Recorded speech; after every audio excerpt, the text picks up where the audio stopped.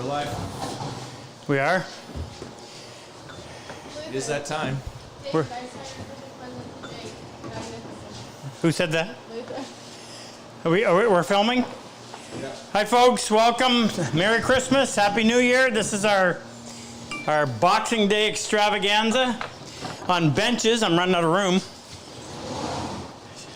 Tried to get as many different versions in here as we could. Okay, I'll turn that off.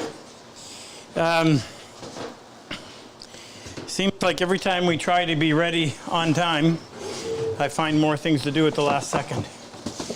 So, welcome. Catch my breath. I'm Rob. Jake's behind the camera. Frick is behind the screen. Producer desk. Ken's behind me. What are you doing anyway? Oh, that's a good idea. Megan's over there. Rex is behind her. So here's the rules tonight. If you're a combat wounded vet that has been to one of our classes, we always love to acknowledge you and give you a shout out. So please, in the chat, say what class you were in. Say, start off by combat wounded vet, class number, whatever, and your name. And we will, that'll flag Megan and she'll say something to me. Luther's got a bunch of questions. He'll be answering them as well as forwarding some so we can talk about them. What else am I forgetting? Got some little housekeeping things to take care of.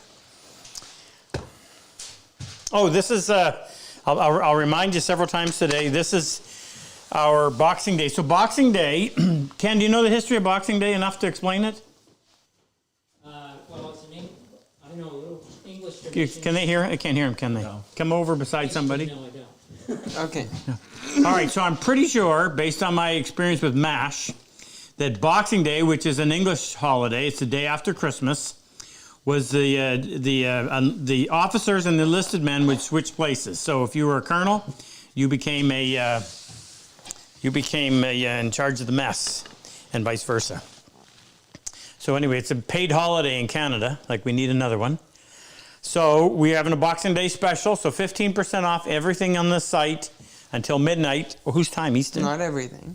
Not everything except the one-offs that I make, the dovetail saws. Limited edition. Limited edition. And workshops. And workshops, right.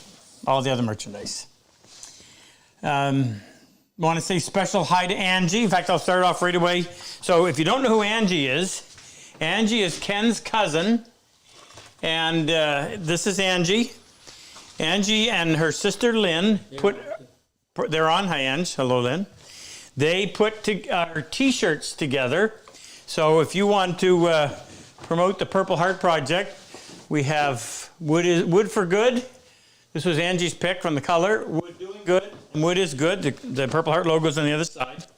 And Angie and Lynn package those all up. You'll see a picture of her. She signs everyone off. Quality control. But she's been confined to her bedroom for a very long time because of an illness. But she is going to get better because we got an empty bench out here that she's going to occupy. She's got a new apron for Christmas and a Purple Heart hockey jersey. Does that mean we got to make room for her at the rink too, Ken? Oh, yeah. Probably. Oh, she got jerseys, yeah. So I just want to read a letter that came in. Am I at liberty to say who sent it? Yeah, you want you to. Okay, but I have more than one here. Or is this from... So that's Sneaky Pete. this, okay. So this chap's name is Sneaky Pete. You'll see him on there. Just received this lovely message from Sneaky Pete. He asked me to share it with Rob in case he wished to include it on the December 26th live. So here's what he said. Dear Angie, I've been partaking in Rob's chat on these 2020 days, probably since April or May of this year. I've seen and heard so many blessings and joy from others, men and women, from their testimonies, from which excludes the true power of God working in their lives and all others that hear them. I want you to know how much of a blessing and cohesive part of the Team Cosmon that you truly are, and Lynn, of course, and all of us out here in what you do and how you do it. I'm sending some pictures of our cats. So these are not dead cats, these are live cats. These are the two cats. Picture's kind of dark. Our Christmas tree this year, a picture of my thumb, and proof of what Jack Lane said about an A on each shirt. I ordered 3 and haven't yet unpacked the bright blue one. I wear the other two frequently. In the picture of St. Jude Research Hospital child of the name of Merrick, I support them. I've been so blessed to be a winner twice in Rob's Live. Between that time, I decided to order the bench crosscut saw, and Luther evidently took the order and got it out in lightning speed. The very next Saturday Live, Rob was giving away 6 or 7 of those, and when I came on chat, I typed to Frick that if I win the saw that night, I wanted to donate back to one of the chosen class vets in the near future, and I meant it. Well, I won the anchor pick of the saw. Woohoo! Before the final moments on Live that night, I reiterated I wanted to give it back. Gives the back saw to Frick and company and let him know I got my message and emailed the next same day. So I just feel so blessed to be a part of a terrifically powerful case that Rob and family and Luther Super Dave created from a spark grown into a wonderful fire. So he was very happy to get. There it is. There's the picture of his T-shirt with Angie's signature and a picture of her up in the top corner. So thanks, Sneaky Pete. Appreciate it.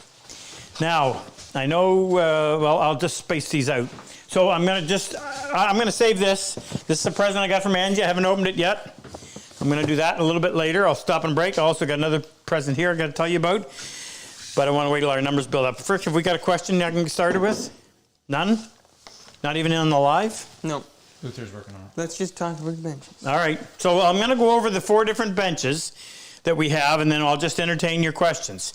So the whole topic of benches came because when Jake and I first started our online workshop, which was back in 2011, we started in June or July of 2011, and about 6 months into it, I realized that some of these people were at home trying to build furniture on the end of a table saw or on a workmate or something like that, and I said, oh my goodness, you've got to have a good bench in order to do decent work.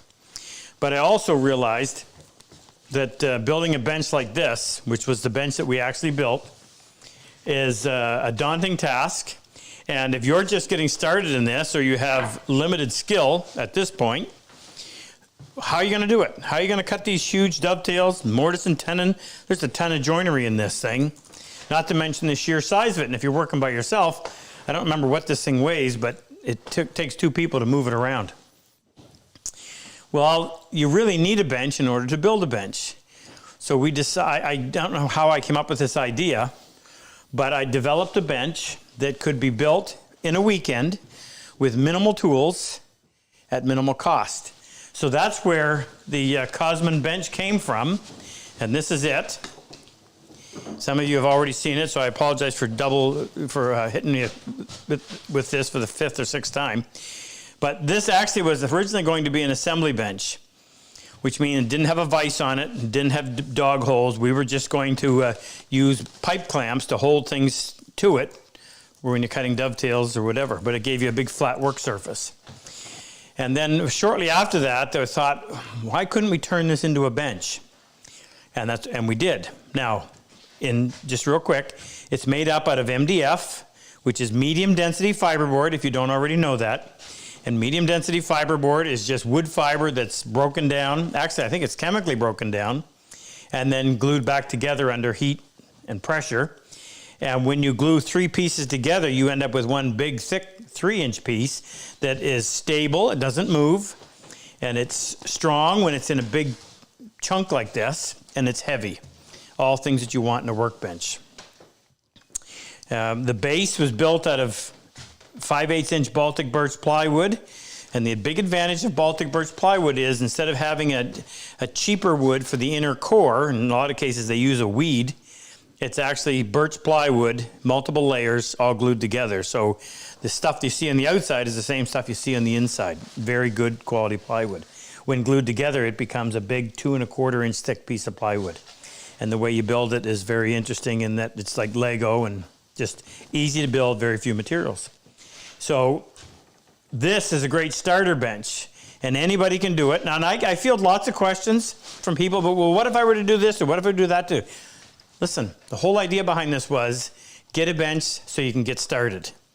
You could build this in a weekend, and then you can go on and do whatever you want. Maybe you're just going to build this so you can eventually build that. Who knows? But I say keep it simple. The next bench to show you is, I suppose, this one over here. I just dug this up out of a basement of our old shop, and I'm just in the process of fixing it up so we can use it in here. So I had my brother's father-in-law had a building that got torn down, and it had some big old Douglas fir beams in there, and I wanted them, so I traded him several Douglas fir beams I made his first grandson, a chest of drawers. So that's what this is. The legs come up through. It's for the most part bolted together. However, there's a tenon on the end of that. It fits into a mortise on this, and there's 2 bolts up underneath to support it. Same thing on that cross piece. And the top is just one big slab that I just flattened on the big jointer. I've gone in and filled some of the beams were filled with holes where they had run wires through it, so that's why I'm putting in these plugs to clean that up. But we'll figure out what to do with this, but we'll make it may just be an assembly bench, who knows. Now this bench was the very first bench that I built. This is started in 1988, finished it in 1989. It's made out of maple. I learned a lot of lessons on this, and one of the big lessons was that the top needed to be 3 inches thick. I thought 1 3/4 would be plenty. Well, you can actually flex on it if you're leaning hard on this. You can feel the bench flex, and you don't want that. Has a traditional shoulder vise, and I'll get into that if somebody wants to ask the question. But it's very labor and intense and time-consuming and somewhat fragile, and I'll explain a little bit more about that. Has the shoulder vise. This is where I fell in love with the shoulder vise. Best way for holding a piece of wood that you're going to dovetail. It's just, there's no match for it. The base is, the uprights are Douglas fir, birch for the stretchers, maple on the top. And then of course my main bench is over here, and this is a combination of bird's eye and mahogany, or woods that look like mahogany, although the base is actually Spanish cedar because we couldn't find any big thick mahogany like that. All right, any questions yet? Yep. Finally, let's have them. Okay. First one's from Jason Brown in California. Hi, Jason. He says, what kind of plane stops or other work holding means besides the bench dogs do you recommend for the Cosmon workbench? Well, so what he's talking about is sometimes you can just plane up against a stop. You don't have to clamp it in place. So this one has a piece of bloodwood, and it's just got a piece of ash in there that's got a little bit of spring to it. And there's a slot going down through here, so you can just pop that up if you want. If you're dealing with a really thin piece, a lot of times you can't clamp a thin piece without it springing. You can just clamp it up. You can plan against that. You know what? Even I rarely ever used it. So would I bother to put it in again? Probably not. So the question was, read it again for me, Frick, please. What other kind of stops? I just want to know if he's holds. Yeah, what other plane stops or other work holding means besides the bench dogs do you recommend for the Cosmon workbench? Okay, so this one. Well, what I did do on this one that I don't do in all of them is I put a row of bench dogs on both sides so you could use it left hand or right hand, which means there was a dog hole on either end of the vise. Again, I'm going to say you want to keep this one really simple. When our first one we did, we had another vise over on this side, so that just kind of mimicking what I have on my setup over there. That was being used for the tail vise, holding the piece on the bench top that you're going to plane, and this was designed to hold the piece that you're going to cut dovetails in. However, the vise that I've got here, and we've got them in stock now, and if you've been thinking about building a bench, you want to grab that soon because they go like hotcakes. That extra vise adds a whole lot of expense to the bench. And what I realized was we really didn't need it, because you can use this, and I'll show you how I mean. If you're going to plane a board, find the appropriate hole, put your bench dog in there, and that holds that securely, and you can go ahead and plane. if you're going to cut dovetails and you need to have your board held securely, because of this vise prevents the, because this vise does not rack, you simply put your piece in there in this end and it's held securely. So I would say that there really, you don't need any other. I know people like to use a hold down, for whatever it's called, I can't remember, a hold fast. And I've often been asked, well, would it wreck the hole? Because that is MDF. I don't know, I don't use them. People have a tendency to want to hold things down like that when they're chopping dovetails. I don't know why. You're chopping straight down, so it's not sliding one way or the other, and it slows you down. But I would suggest that you don't really need anything else on here. Now, having said that, I will show you this. Do we have that bench here, Jake, where we did the holes on the legs? I don't think so. Yeah. Okay, well, let me show you this, because this is a good idea, and thanks for bringing up the question now that I think of it. On the first bench of this I took a piece of hardwood, 2 of them, and so that sticks out 1 7/16 inches. So a piece of hardwood that would be 1 7/16 inches wide, or thick, by 2 inches wide, and I screwed it on here, and I drilled bench dog holes in it. And I put one over here as well. And what you could then do is, if you were planing a long piece, you could put the bench dog holes in the hole that you needed, so that your piece was at an appropriate height. So if I was trying to plane the edge of this, well, that's extremely awkward. But if I had bench dog holes on a strip of wood down here, I could set that wherever I need it. I could set that down. I could go in and I could clamp here to here and hold that end. So this isn't designed to be, what am I trying to say? There's modifications that you're eventually going to want to maybe build into another bench. Or you can add it to this. And maybe that should be a topic of, Luther, if you're watching, maybe we should do a video on adding things to this bench. We did do one recently where we added the tool tray. So maybe we'll do one about adding the supports that go along the legs and show you how that works. Well, you can't really use those without a face vise, right? Well, you can. That's why I kind of stopped in the middle of what I was saying. If you have another vise on here, then you can clamp your piece and you can have the corresponding hole along that leg that would support the other end of it. However, if you don't want to have another vise here, you can easily have another hole down here, and you can simply clamp across the width of the bench, and you can use your, or you can just clamp. But that would mean that the board would have to be at least that long. Well, yeah, but if you had, as long as you had one. If you had one end taking the weight and the other end was clamping, I've actually put those, I'll show you what I mean. Where's my clamp rack? Right there. Right where? Where it should be. I'm looking at it.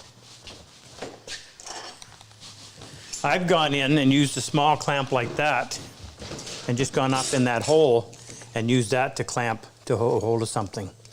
So those work well that way. But we'll do a video on YouTube right away on adding some more work holding devices to that bench. Thanks for the idea. Next. Okay, next one comes from Harold in Tennessee. Hi, Harold. He says, how do you determine the best height for a bench? Oh, that's a really good question, because what am I? 5'4". I am, with shoes on, I should measure 5'7.5". 68. 5'8". You got it on a bit of. I'm You growing. got it on a bit of a slant, though. I'm 5'8", and my bench height that I find comfortable, I think, is almost 36. No, it isn't. It's 36.5. And if I remember correctly, Frank Claus, who is probably the best known hand tool woodworker in North America, Frank is around 6 feet, and I think his bench height was closer to 32. So here's the only 2 things that I can suggest. If you do a lot of dovetailing, it's nice to have your bench elevated so that you're not bending down a lot. If you do a lot of planing, it's nice to have the bench. Dovetailing and chiseling. Yeah, right. Yeah, good point. If you're Jake, who's been doing a lot of chiseling lately, I'd much rather be chiseling like this instead of bent down like that. It's hard in the back. If you're doing a lot of planing, it's nice. It's nice to be able to lean and get your weight over top of the plane. So it's nice to have a lower bench. I actually made this bench adjustable, but I can't even remember the last time we bothered to adjust it. In fact, I've been thinking about taking those feet off. So there is no magic number. What I would suggest is if you can somehow get access to somebody else's bench where you can just play around with it and see what's comfortable for you. If you build the Cosmon bench, by the way, this is up on casters.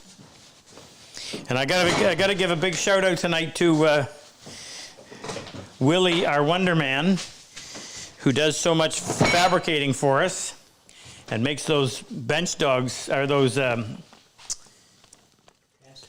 casters so that they work. I'll show you what I mean. If you build this bench, you can easily go in and add material up underneath here to elevate that to make it taller, or you can do it down the bottom. In fact, Ken, would you grab those? Where are they? Do you remember?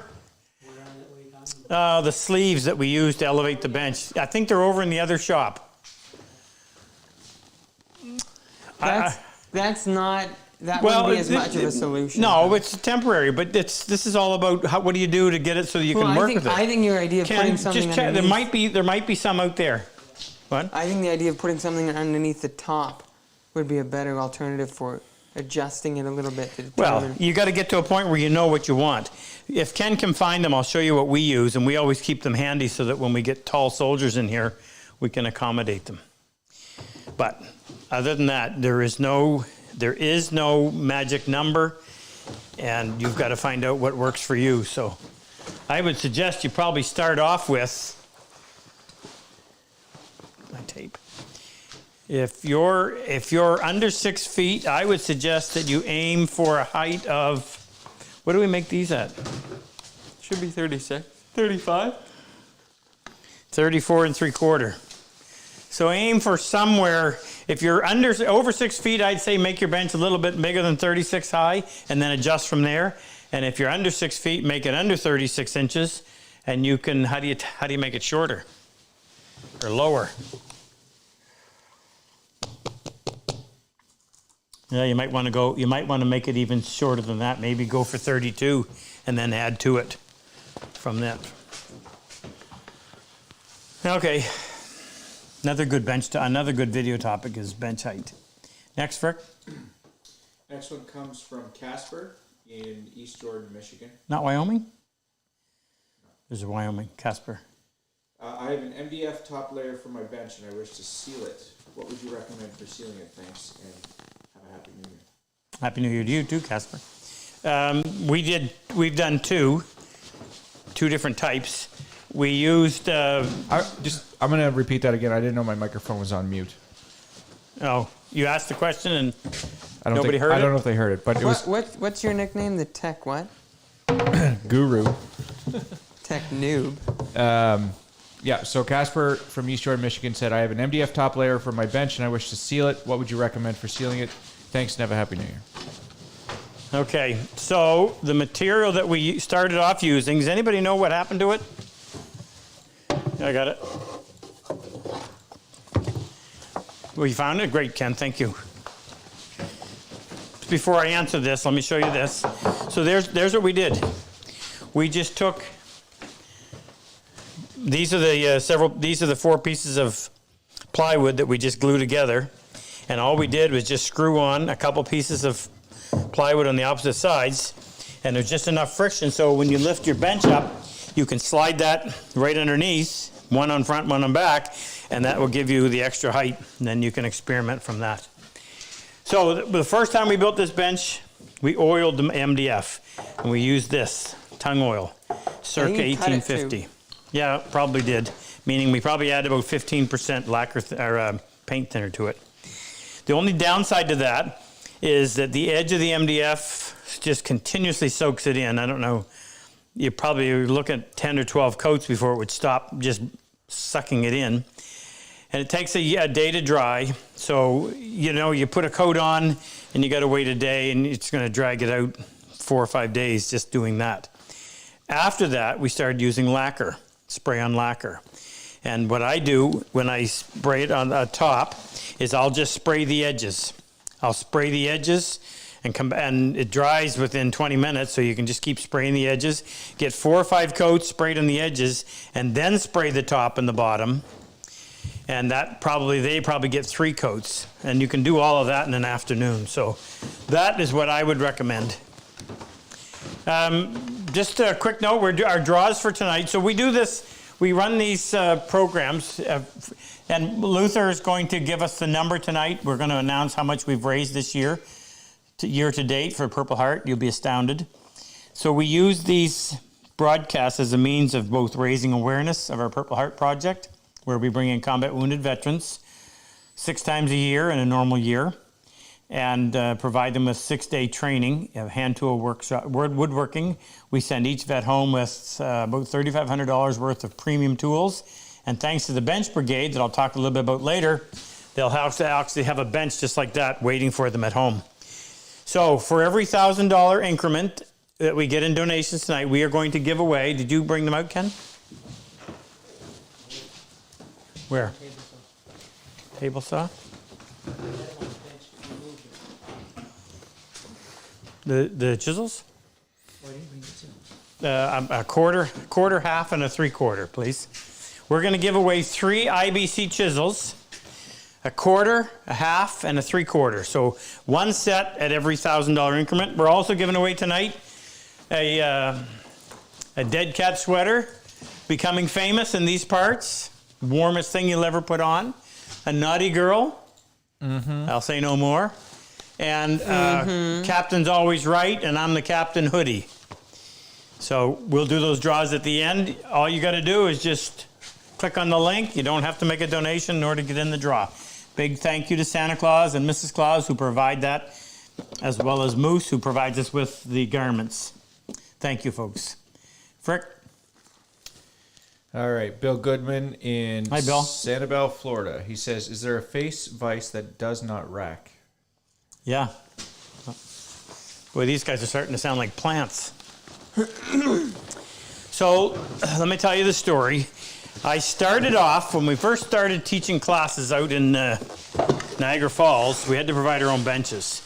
And I used to buy the Schoberg bench. It's an expensive bench, but it's a good bench. Heavy. And how many times did we move those benches around, Jake? More than once. Yeah. We would have to set those, we kept the benches in storage, and at the beginning and the end of every series of classes, we would have to move these benches and take them apart. And after 2 long weeks of classes, late on a Friday night, having to move these benches was just the last thing we wanted to do. They weighed a lot. But the vise was fantastic, because the vise did not rack. So in case you're not understanding what I mean by racking, as you tighten up on the vise, it has a tendency to twist like that. And when it twists, if you're trying to clamp a piece this wide, it grabs it here, and it racks in this direction, so this part becomes loose and it wobbles around. Very, very difficult and annoying. Now there is a way around that, and what you could do is take another piece of wood, the exact same size, and put it over here. So as you're clamping, it comes tight on both at the same time and it won't rack. But you've got to have pieces to match, and you can get little filler blocks and whatever, but either way, it's a pain. So here's what Schoberg did. While everybody else that makes this type of a vise uses round tubes, and it's the tubes, you just can't get enough purchase on them to prevent it from racking. Well, Schoberg does it this way. And as I kind of back to my story, we got so tired of moving these heavy benches, we decided to make our own. And I inquired about the Schoberg vise, and that's where we found out about it. So here's what it looks like. It comes with, one handle. So this is the part that goes up underneath. It mounts very easy. So when you're ready to put this in place, The only thing you have to do is you got 2 little 1/8-inch slots underneath. It takes 4 bolts or 4 lag bolts on each side to hold it in place. You need to drill a little bit of a hole right here so that nut sticks up higher than the rest of this area. So that's all you have to do to mount it to the bench. But if you look, this black, I think these are phenolic strips, which just means that they're a certain type of plastic, but they lubricate, make it move real easy. But right here, you have 2 bolts with locking nuts, and what that does, it allows you to tighten up. So this piece with the rectangular tubes is welded together here and here, so it's a big frame. And the sides are parallel, so this long side is parallel to this long side. As you tighten up these bolts, you're squeezing this piece of metal against the phenolic strip, and it's getting squeezed between both phenolic strips, and it takes any wiggle out of it. It's fantastic, and you can adjust it until you get it to just the way you want it. You mount this thing in, and you'll thank me for bringing it to your attention, because it is, without a doubt, the best vise of this type that you will find. If there was something better, we already would have gone after it. The only downside, and I don't really think it's a downside because you get what you pay for. What's the price on these? $275. $275 US. So the only bad news, because like I said, I don't think that's bad news because it works so well, is they are made in Sweden. They only ship to North America twice a year by container, one in the spring, one in the fall. We sold out in the spring in about a month, and we got our huge shipment 5 or 6 weeks ago, and that pile is getting down quickly. So if you're thinking about building a bench like this anytime soon, you want to get a vise ASAP. Now, in finishing off with this, it does not come with the front jaw because that's going to be specific bench. So what we're using is a big hunk of maple. And Jake, come in here. Come from this angle. So what you have to do, you've got to cut. Well, here, let me open this up too, because this probably make more sense. So there's where your wooden jaw is going to sit. It's going to sit on this in this angle iron. You're going to bolt it from underneath and from the face. So you've got to cut notches to go around these two bars. You've got to cut a notch out for this rod. You have to cut, if your piece is square on the corner, you've got to round that over in order to get it to fit into that corner so that it'll lay flat against the bottom and flat against the side. In other words, it'll rock. You've got welding going on in here, so you've got to allow for that when you cut your notches out. When you cut your notch out for that, you've got to come in here and you've got to cut a little radius right there that will allow for the weld on both sides. And when that fits in there like so, there's a weld up here as well. So that means on the back side of this, you're going to have to radius that. Yes. No. Yes. You got to cut. How come I can't think? What do you have to do there? Radius? Yeah, you do. You have to radius that so that it'll fit in tight. And that's not a big deal. Doesn't take that much time. Great vise. Get them. Oh, 15% off today. Say the magic word. Okay, Frick. Next. How are we doing? Who's on tonight? We actually have quite a few people. Numbers? Yeah, we have 944. All right, so now it's time to say hi to some vets. Megan? Kevin Smira. Can they hear him? I'm sorry. Can they hear her? Yeah, they can hear Megan. Okay. So Kevin Smira, where are you, Kev? Right And his here wife behind is me. on. Christine. And that he's no longer a staff sergeant. He retired at a higher rank than that. Kevin Smira is a good wife's friend of on mine. level. Pardon? His wife is on. Oh no, that's Kevin Burris and his Oh, wife. never mind. Which one are we talking about? Well, they're both on. but Kevin- Oh, they're both Burris' on. Oh, okay. Kevin Burris' wife is on as well. Okay, well, let me go one at a time. So Kevin Smira down in near Tennessee, but what states Kevin actually live in? Alabama. Huntsville. Alabama, Huntsville. Good to have you, Kev. Happy New Year. And Kevin Burris? Yes. And his So wife. Kevin He's not Burris. Huh? He's not. So I'll just tell you this story real quick. We play a lot of hockey up here. It's Canada. What else do you do? So we have these Purple Heart jerseys. I don't think we ever showed them this side. Yeah, we did. So there's the Purple Heart jersey. And what I decided, actually, this was Annika's idea, Annika, my daughter. So it has Purple Heart on the back side, the logo on the front. And I thought, and Annika said, Dad, why don't you put the name of every vet that's been to your class on the back, and they'll never be forgotten. I said, wow, what a fantastic idea. So that's what we've done. So Kevin Burris, so I gave each of the guys that play on a regular basis get a purple and a white, and they wear them. Yeah, I won't bother with the rest of that story. Hi, Kev, and your wife, what's her name? Christine. Christine, yeah. Happy New Year.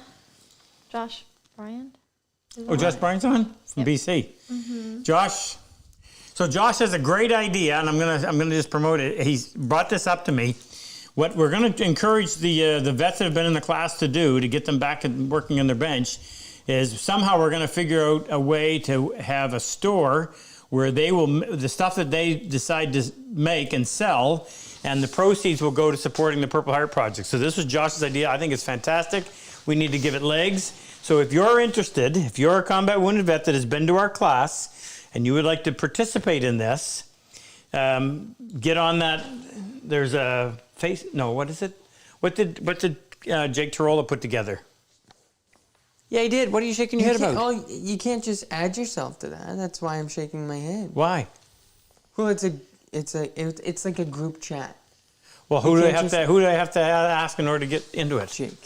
Jake. What am I supposed to do? How am I supposed to get people to say something on here, and Jake will get a hold of you? There you go. How's that? You have all.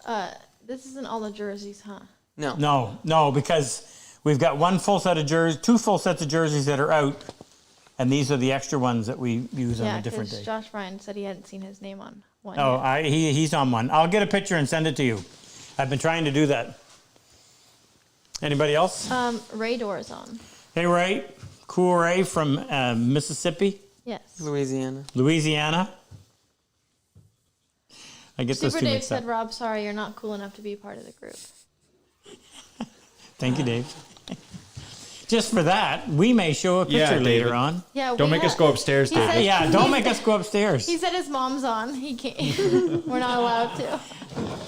You will behave tonight. Anybody else? No? Not that I've seen so Oh far. my. Remember. Surely they are curious now about what is upstairs. Oh yeah, they are. I don't know if the range. So I'm just I'm going to take a minute and open up my present from Angie. Is this a picture? I think so. So she knows that I always lose my pens. So I don't know if you can see that or not, but that's a picture of the first day that I went out and met Angie. Oh, this is Rob and Jake. Do you want to open this one, Jake? With my left hand? No, I'm okay. With your left hand, you're not ambidextrous? How about with my sharp chisel? As Frick would say, I am left-hand handicapped.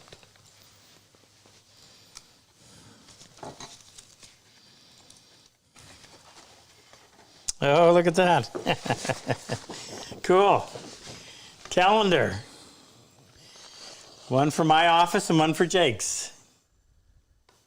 Oh, Super I Dave. know That I'll is hang great. that. Thank you, Ange. Artist says, Yeah. So now we're going to have to show them because... Yeah. yeah, No, we're just artist gonna- says she's very curious about what's upstairs now. Oh, I'm sure she is. We might take a walk up there a little later. Can't take a walk, but it can Hockey calendar. They want to fundraise to, if they reach a certain amount, they get to know what's Yeah, upstairs. definitely. Oh, yes. So, this is Let cool. Dave set the amount. Yeah, he'll set I'm it pretty high. I'm getting a theme here, all these calendars.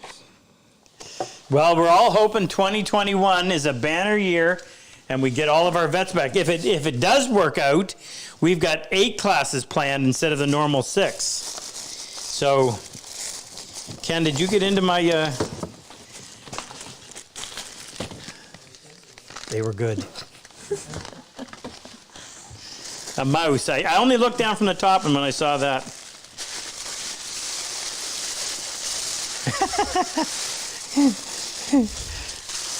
So Angie gave me a notepad to keep notes on, and it was obviously too small because I lost it. So now I have two.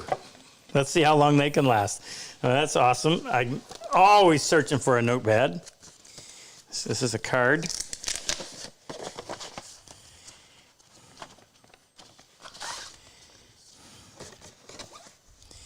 To Rob and family, love Angie. Merry Christmas. That's great. We'll Sweet. put that right up here with my challenge coins. I put Angie and Lynn on the screen as well. Did you? Picture look at they that. sent us. We'll use these on our dinner tomorrow. Themed napkins. Oh, this has no end.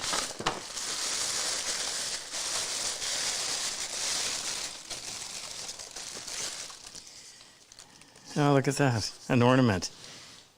PHP in the back. We'll take that home, put that on our tree tonight. That's cool. I'll put it right out here. Thank you. All right, question time. Frick. Yep. Where'd they go? Okay, so Peter from New Jersey. Hey, Pete. He says, I find buying used benches is far cheaper than building or buying. Aside from non-flat tops, are there any other issues buying used? Well, like, where are you going to find a used bench that's any good? You're lucky if you do. And most of them have been beat up so bad. First of all, if we address the single biggest advantage to this bench, actually there's three of them. The top stays flat. As long as you glue it up flat, it'll stay flat. It does not move like a solid wood bench does. So you have that advantage. Number two, it's inexpensive. This is one sheet of MDF. So out of a full sheet, and remember, when you buy MDF, it always comes longer and wider. So a 4x8 sheet is actually 97 inches long and 49 inches wide. So the first, I cut two strips. I take that sheet and I cut it twice, 20 inches. So a 20-inch strip is going to yield me a 60-inch piece and a 36 and whatever left over. So I get two full strips, and then the two end pieces left over, the offcuts, get sandwiched in the middle. Now, you can't see it, but somewhere along here there's a joint. Well, that's a pretty good one because I cannot see it. I don't think it's there. That's just good work. So by sandwiching the two offcuts in the middle, you get three pieces. So, Ken, do you remember what we paid for that MDF? All right, so let's say it's going to cost you $50 for a sheet of MDF. That's your top for $50. You're not going to be able to replace that with solid wood. The base is made up of one sheet of 5/8-inch Baltic birch, which is probably another $50. And you use very few clamps. In fact, we have in the video that we did, which is where Luther and I shot this video last spring. It's long. How long is it? 4 hours, 4.5 hours. And it goes through the entire build. And Luther came up with this idea of how to glue up that top without using clamps, and it was a game changer. So you're not going to be able. What were the advantages? The top is it's inexpensive, very few tools required, and very little skill required, and very little time. So you can crank that out. You had a full day. If you had a full weekend, let's say, you could easily make that bench. If you buy a wooden bench, I have resurfaced this bench I don't know how many times, and you have to. It's flat, and then 3 years later, it's no longer flat. And it's my reference surface. It has to be flat. And you got to go through, and resurfacing a bench is a lot of work. And somebody said the other day, he said, why add a tool tray? Why don't you just make your bench wider? You can't plane out here. It's almost impossible. It's almost impossible to plane that far away. So you come to realize that hand tool benches were never very wide for that reason. So you're going to end up with having to reflatten the top, which is going to be difficult. If it's old Probably the joinery has all come loose, so you're going to have to go in and repair that. The vices, I can pretty well promise you that the vices are going to be the weak link. They just, if they're wooden parts, meaning wooden screws, they probably have worn to the point where they may even have to be replaced. So I'm not so sure that I would say buying a used bench is an advantage to spending $200 or $300 building one like that. In fact, you could never convince me of that. And if you're buying a bench that somebody else made, you're having to rely on their craftsmanship? Well, that's just, yeah, I mean, it's a crapshoot. In fact, of the few benches that I have seen that have been for sale, they usually get snapped up by somebody who wants them as a piece of furniture in their kitchen. So you're competing with them. But I've never seen anything on the used market that I would want. I would want maybe for its history, but not Tell because them how it much was. you sold your last bench for. Oh, I had a bench similar to this one that I sold for $10,000 or $10,500 or something. So if you're going to spend that kind of money, you'll get a good one. But that's your best. That is your best bet for a bench. If you're simply looking for an appropriate surface to be able to do hand tool woodworking, and you're not worried about what it looks like, that is your best bet. Now, somebody may say, yeah, but you're going to have to spend almost another $300 on the vise. True enough, but you don't have to use that vise. You can get by without it. You can make a Moxon vise and add it onto that just fine. You can use pipe clamps to hold things. You can get creative, but if you want the convenience of being fast or efficient, then you got to get a vise. Next question, Frick. Yep. This next one comes from Frank DeSantis in Albuquerque. Frankie. Yep. Good friend Frankie. I have one workbench for everything, so the top gets pretty beat up. What is the best way to resurface / refresh the top? Oh, well, I have to do it. I've got to do it here pretty soon on this. The only way that I shouldn't say that. We had to take those big wooden Schoberg benches that I told you that we used to have. One year they got left in an unheated barn, and when we went up the next spring, they had all twisted and warped. It was terrible. And if you have a commercial cabinet shop anywhere near you, a lot of the bigger ones will have what's called a thickness sander. So instead of a thickness planer, it's a thickness sander. It's a big machine. As long as you can guarantee them there's no metal in it, they'll probably allow you to use that. They'll do it for you. So what we did is we stripped the top down. Now No, on the Schoberg vise? on the Schoberg, we stripped the top down, and you may have to make a crib because if it's a thickness planer or a thickness sander, the sander is going to make the top parallel to the bottom. So you can't have bits and pieces that are causing this to not sit flat when it goes through the sander. So if you can do that, strip everything off the bottom and add pieces wherever you need to in order to make this surface parallel to that surface, you have that as an option. The other option is you just got to get out your hand plane and a lot of extra blades and go to work. And on a large surface like that, that means identifying where it's low. If you put your winding sticks on it.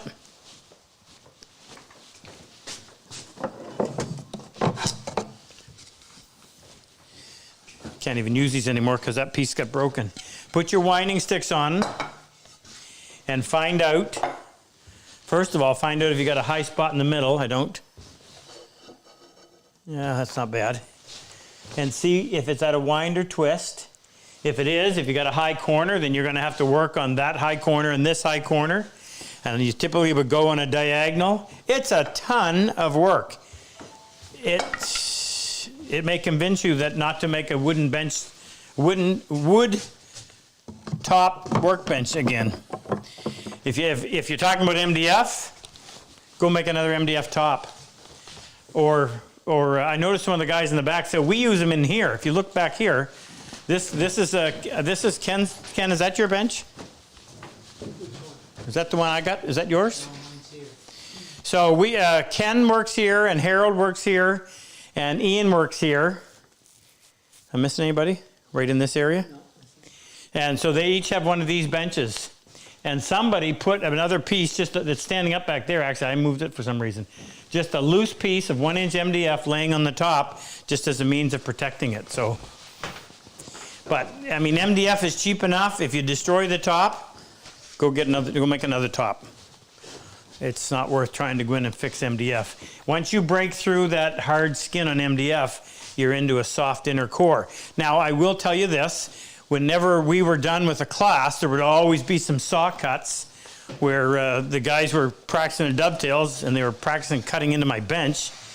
So I would just take some cyanacrylate, just get all the glue off, but take some cyanacrylate and just put it in any of the cuts that went through the surface.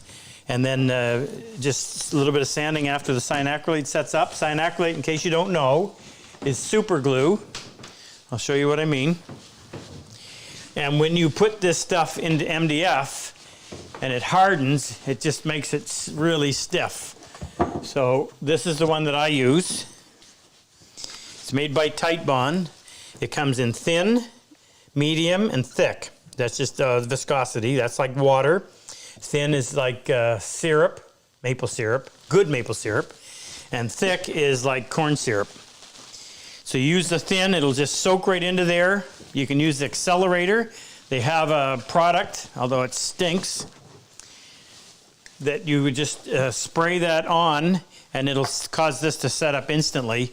But you can preserve your bench top. That'll go a long way in saving your bench top if you end up with some bad dings that you need to repair. Okay, next, Frick. Okay, a couple questions from the chat. First one is from... Rex, could you give me water, please? First one's from Benson90. He says, I noticed your lamp on the bench slides. Can you show it a little more detail? Yep. Really quick question. Someone was asking how much you would sell that bench for, the one you're working on, your main bench. Well, I can answer both questions at the same time because I actually built this bench for a man named Bob Lippick. And Bob and his wife Barb were very instrumental in us being able to start the Purple Heart Project. Bob was a good friend, very wealthy man from Ontario, was in the mining business. He built mining equipment. And unfortunately, he died of a heart attack just before he was to come to our class. And he'd been to my class numerous times. And his wife Barb, we had decided to start the Purple Heart Project. It wasn't named at the time. In the fall of 2016, and Barb somehow found out about it and wrote us a check for $20,000 to help us be able to bring these guys in. So I was making this bench for Bob, and he died before it got delivered. And the price tag was $17,000 at the time. So I wanted to memorialize Bob, who was such a great man. So I used to do this. I used to have these holes in the top of my bench, and I could put my bench lamp in any one of those holes. But over the years, the holes got worn out. Those bench lamps have a real weak link, and the weak link is the base. And we're going to start selling these right away. They're all ready to go, actually. So what we do is we go in and we put a piece of steel rod up in there to stiffen that up. And then a friend of mine, Rex Birmingham, turns these, what I call them, the mushrooms. So that doesn't turn on there. But when you put it in here, you have a much larger bearing surface now. And you can put that whatever you want. But instead of drilling holes in my nice bench, I just made this sleeve out of a piece of, or 3 pieces of mahogany. I put some felt up in here. Actually, I put a little piece of felt here and a little piece of felt there so that it wouldn't rock. And made it just close enough so that I cut the underside like that so that it would lay against those corner pieces on my tool tray. And then I can just slide it along wherever I happen to need it. And it's heavy enough and wide enough that when the lamp is way out here, it doesn't quite fall over. But the older you get, the more you'll appreciate light. You didn't answer the second question. What was the second question? How much would you sell? How much did I sell this for? No, he gave the price. Oh, that's what it was. That's what I had was commissioned to build it for. And to be honest with you, today that number doesn't turn my crank at all. If you're really serious about this, email me privately and I'll work don't- up a number It was for just you. it was but- just more It was just curiosity. Oh, curiosity? Yeah. what What, would you like, what sell would you sell it that for? bench for? Because I have a number. What's your number? 28. 28? How did you come up with 28? You're only 26. Well, that's how many years it would take. Yeah. It took over a year to build. Yeah. Well, because we. Yeah. Filmed it I all. would say it's not for sale. If somebody waved a $20,000 bill under my nose, I might consider it. But you know Wow, what? what a fool. You know what? Why would you take a $20,000 bill? I don't think I don't think it would. Not, and I'm not saying that it's worth that amount. I'm saying it's what daunting task. what would I have to be willing to part with this in order to go build myself another one? And that's, how can I say it nicely? You get to a point where money doesn't turn your crank anymore. Don't let my wife hear that, please. She's on. She wants you to answer dead. Annika's question, but I don't see it. Anna, like, have you ever used pepperwood? Pepperwood. Anne's asked if you've ever used pepperwood. Annika, my daughter, asked if you've ever used pepperwood. In all caps. She really wanted you Yeah, to she was answer. yelling it. Yeah. Annika, I have no idea, hun, what pepperwood is. Tell me who told you about that. I'll check IKEA. Yeah. Go ahead, Frick. All right. Next question also comes from the chat from Peter Olney. And he says, would a maple veneer top bench with solid wood capping be the best of both worlds in terms of stability and aesthetics? Okay, I'm sorry. I was watching Rex hand me water when you said, read that to me again, please. And excuse me. Would a maple veneer top bench with solid wood capping be the best of both worlds in terms of stability and aesthetics? Oh, boy.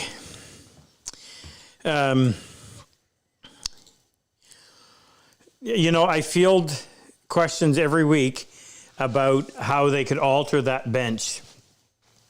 And I'm just going to keep coming back to what I say. That bench is designed to, in fact, I had an email conversation just this week with a fellow, and I said, keep it simple. That bench is designed to do one thing, to get you into hand tool woodworking as quickly and as inexpensively as possible.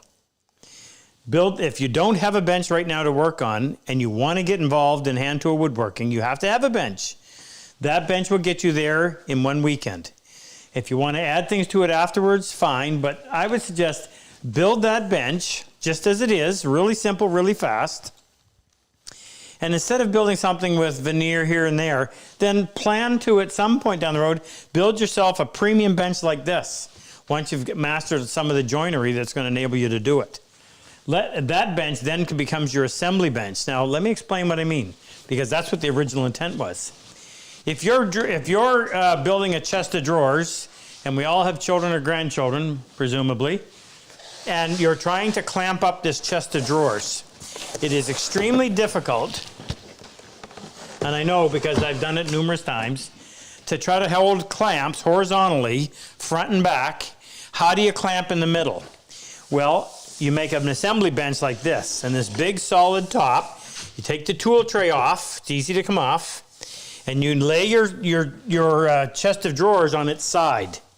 Now, if you know what the word caul means, that's C-A-U-L, this becomes a great big caul. So as I lay my chest of drawers, I wish I had one here, but I don't, on its side, now my clamps actually hang, so instead of me trying to hold them horizontally, they hang vertically really easily, and I put other cauls.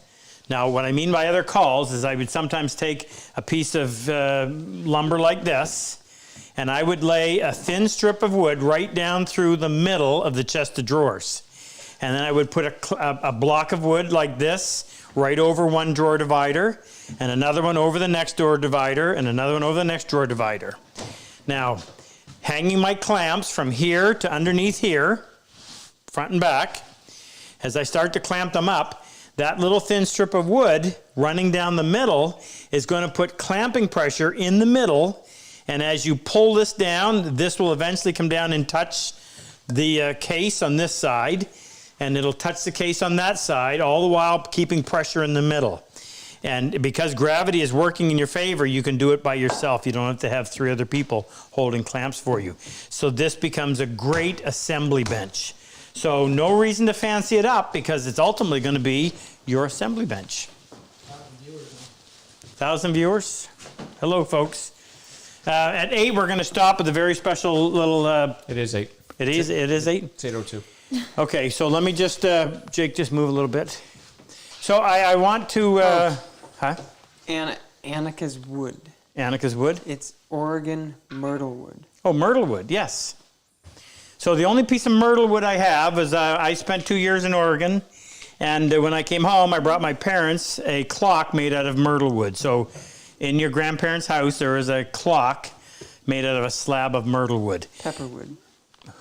That's a common name. Oh, really? I'd never heard that. Yeah. Myrtle wood is. I don't think I have I don't think I have a single piece of myrtle wood in here. I was never a big fan of it. It's kind of a blonde wood, but I would prefer Pacific yew. Okay. So I'm just going to. Every time we do this, we always have a vet come on and explain from his perspective what the Purple Heart Project means. So what I want to do tonight is just have tell you what I got for Christmas, because it ties all this in. It also ties in Santa Claus as well. And I've been threatening to tell this story for a long time, so now I have to. So back in 2016, it was March. I field questions all day long. I used to. Luther takes care of it now. But I field questions all day long. I'm looking for a magazine, but it's not there. From customers. A lot of times it's about my saw. So way back in 2004, 2005, when I was representing Lee Nielsen, I used to sell their saws. And I used to sell hundreds of them. And people had a very difficult time starting the saw because although it cut really fast, it was difficult to start accurately. And that's the key ingredient to being able to cut a good dovetail. And I got this idea one night when I was sleeping, or trying to sleep. What if you put little tiny teeth on the first 2 inches of the saw? So that's what the 22 means, 22-15. That's 22 teeth per inch. And then back here it's 15 teeth per inch. And those 22 teeth per inch, those little teeth, instead of having a 0 degree cutting face, they've got a minus 30 degree cutting face. So we just recently shot a video that'll be out this week on this. But if the tooth face is perpendicular to the blade, where are we going with so much noise? Keep going. When you push that saw through the wood, if that tooth is vertical, it's very aggressive and it grabs the wood. If it's laid back, it becomes less aggressive and it'll actually ride over the wood. So having those little tiny teeth on the front allows you to go in there and very easily and accurately start the saw. Anyway, make a long story short, took a long time to get any traction, but it started to. So back in March of 2016, I got an email from this guy and he said, Rob, I've been just getting into hand tool woodworking. I've been doing some research. I think you have the best saw. He said, but I can't afford a brand new one. Do you ever have any with cosmetic flaws? Ken, do you want to answer that? I never see them. So he said, if you do, if you'd let me know, I think I could save the money up and I'd like to get it. He said, I'm a combat wounded Marine. I live on a small military pension. He was down in Southern California. And that's why I just can't afford a brand new one. He also said that, and this is the part that struck me, he said, ever since I got involved with hand tool woodworking, it's the first time I found any peace from the physical and the mental pain I suffer from. Now, I don't have any military experience personally. I have a granduncle who was in World War II. I have a second cousin once removed, Derek, who was fought in the was in the Canadian Army and then went over in the United States Army because they had dual citizenship and was blown up bad in Iraq. He's recovered, but of course he suffers from those battle scars. And I've come to find out how devastating PTSD can be. Well, when this young man said this to me, I thought, my first impression for some reason was, wow, maybe this is something we should be doing for these guys. So enter Santa Claus. Santa Claus is a man that I have never spoken to. I've only ever talked to him through email, and obviously never met him in person.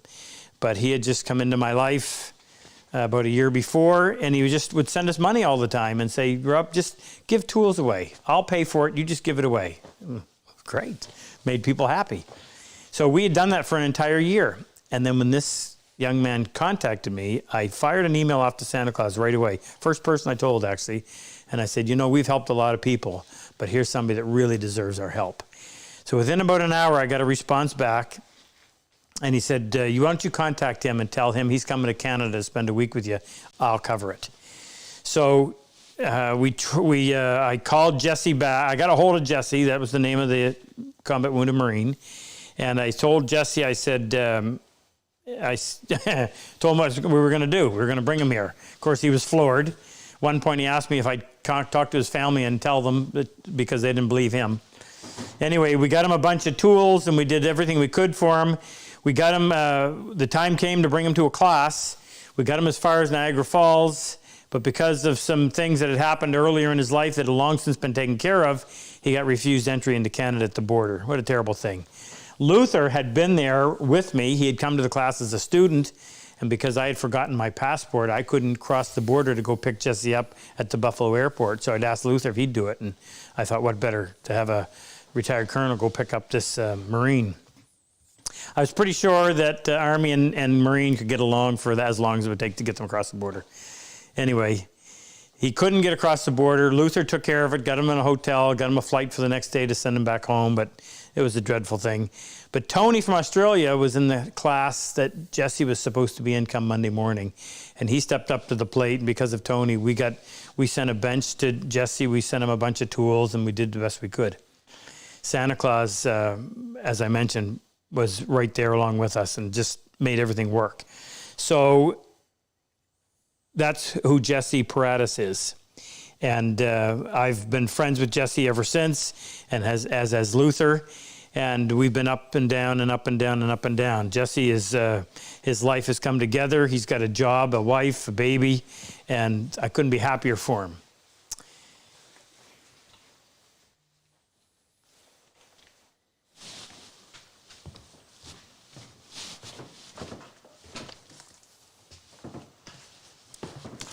You want to do this?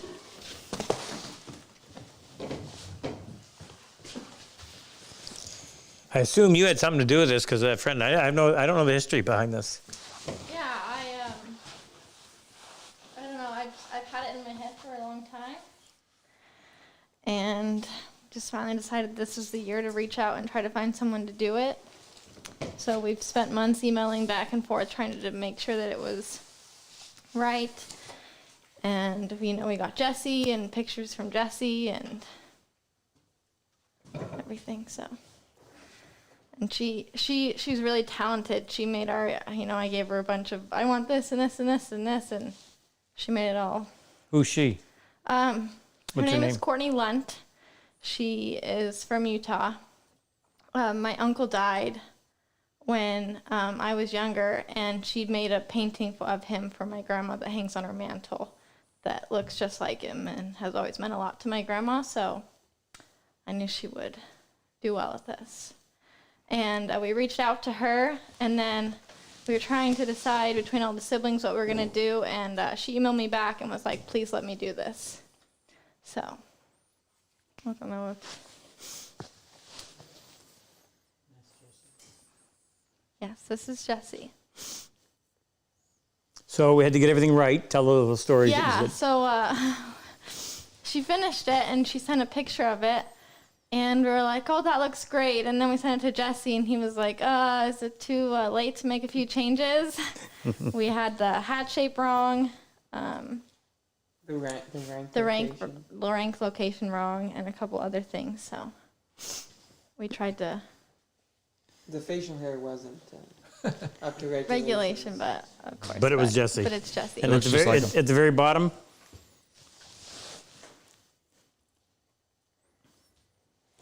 I don't know, it's just, the Purple Heart Project is, we talk about it a lot on here, but there's just a special aspect of it that you don't grasp until you're able to come here and feel it and see it. And we know it's not our doing. Thank you. So that'll get framed. I'll probably have to frame it in Purple Heart, and I hate Purple Heart. It is the worst.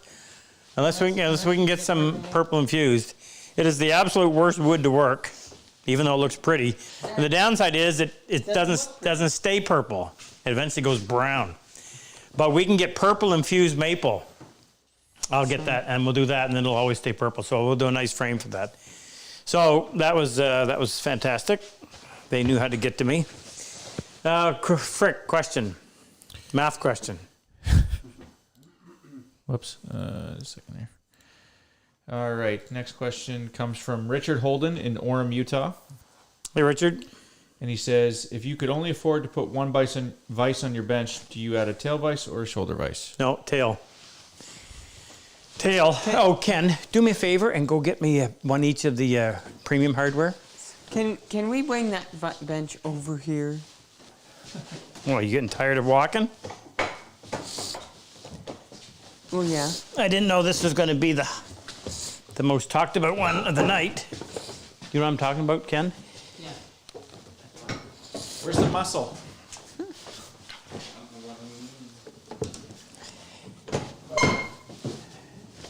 So say the question again, please. If you could only add one vise. You Yeah. can only afford to put one on your bench, tail or shoulder. So I'm assuming he's talking about this bench and not that one.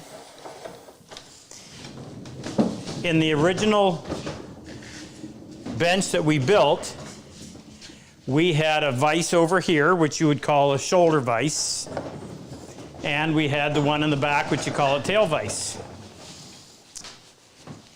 And there was a couple of problems. One was the expense. As we mentioned, the vices are $280, 75. $275 each. So when you're talking about $100 in materials, you're spending almost 3 times that amount for your vise. So the vise out here allowed. Now there is one small drawback, and I'll explain that. You have your vise out here. This is where you do your dovetailing. As I mentioned earlier, you get your tail vise, and its primary purpose is to hold pieces flat on your bench so you can plane them. And we were trying to set up the shop, and we were trying to put 14 benches out there, which made it a little bit tight because you had to allow room for guys working like here before you put your next bench back there. And you had guys that were working here, and at the same time they were sharpening on the end of their bench, so you had to have double this width. It was just awkward. We thought, well, wait a minute.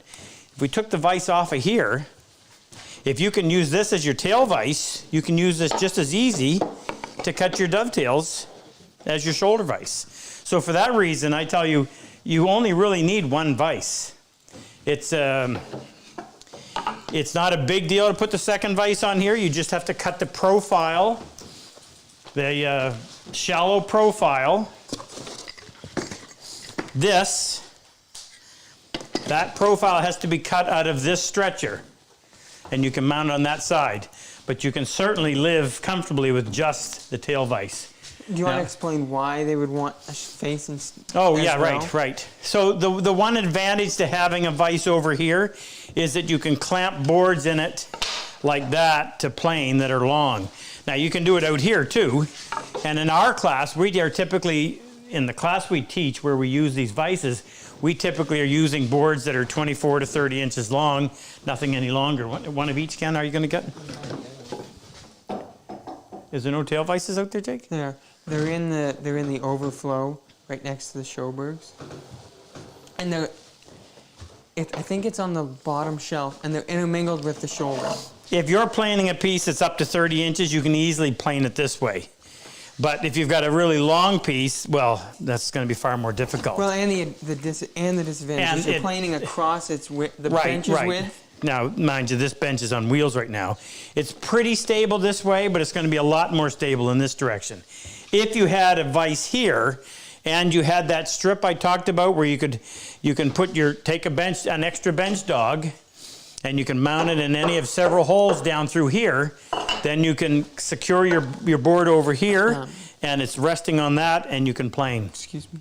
What? Yeah, well, it might be better for them to just use a piece of dowel versus the whole dog.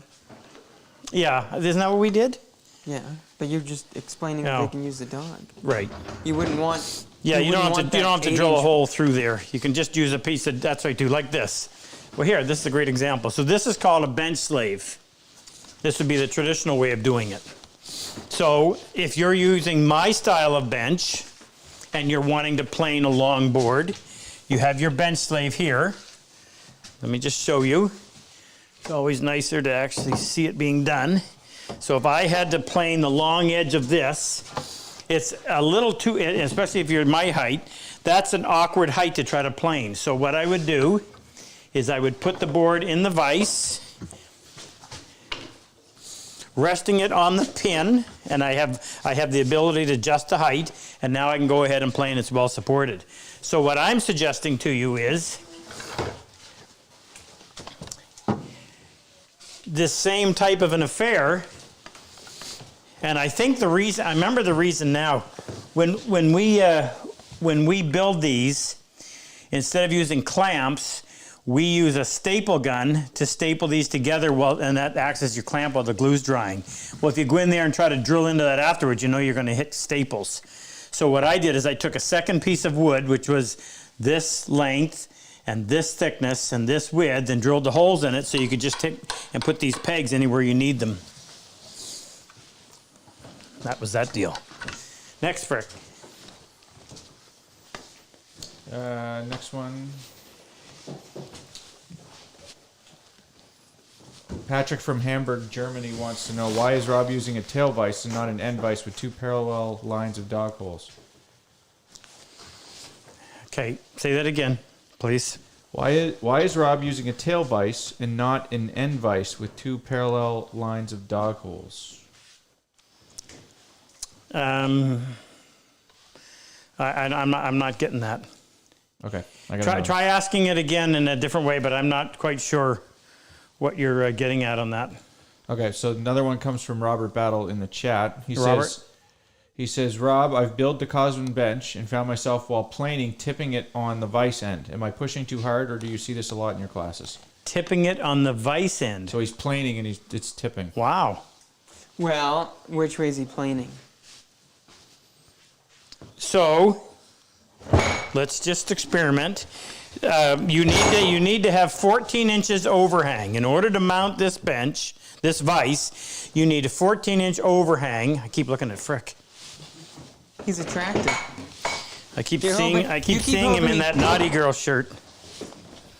No naughty girl tonight. So if we raise enough, Frick will wear the naughty girl shirt up to introduce We can't go up. the wall art We can't. in We can't Jake's. go up. Why?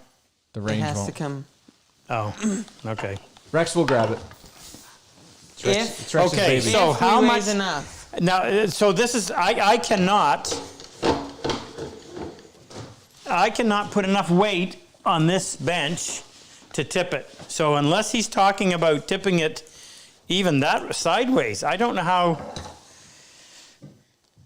I'm not sure If what he you was- did. If he was a larger man than you, Rex, and he was come here, please.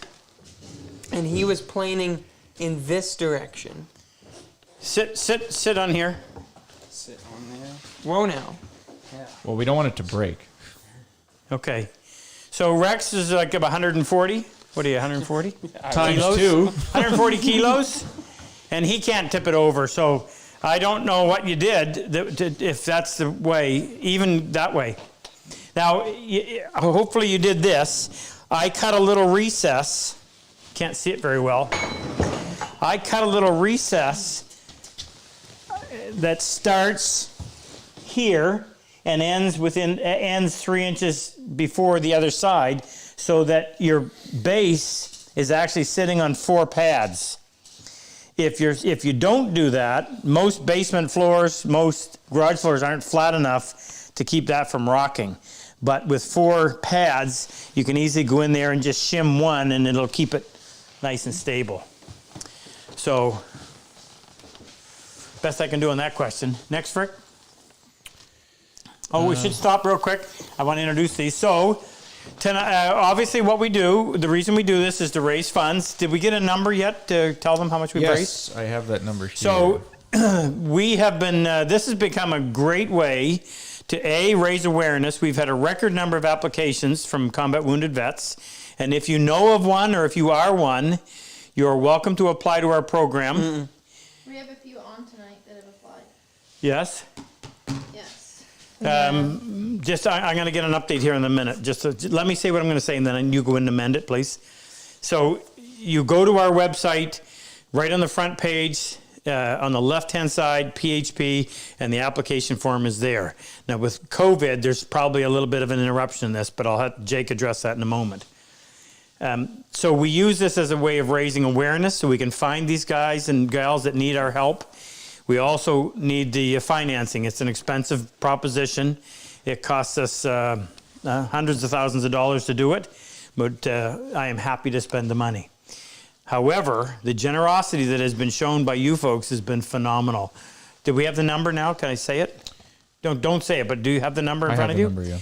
So our goal for this year was to raise 120?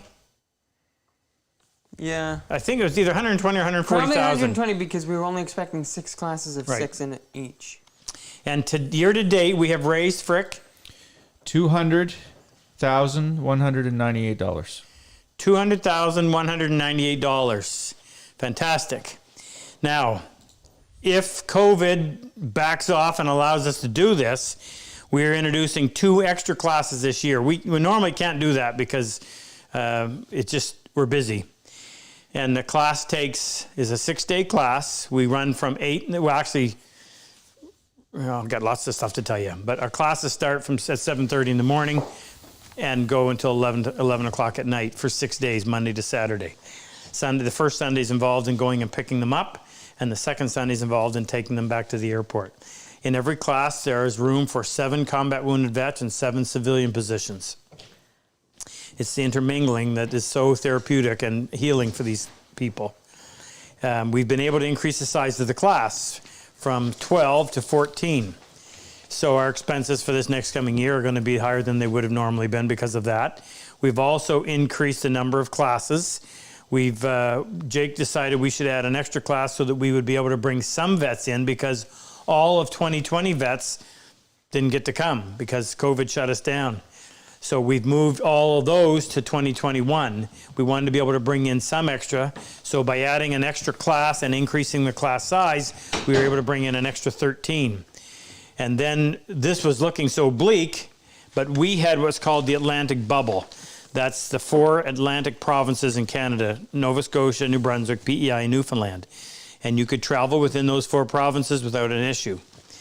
So I thought, okay, well, let's do a class just for combat wounded vets within this area. We live within 35, 40 miles of the largest military training base in the Commonwealth, Base Gagetown, which I have to say a big shout out to Tony Brahador because Tony is hugely responsible for the success we're having locally. Tony has been applied and accepted to our program and wanted to help. And as a result of him, at least 3 others have found out about it and been accepted. We decided to do one for our local area.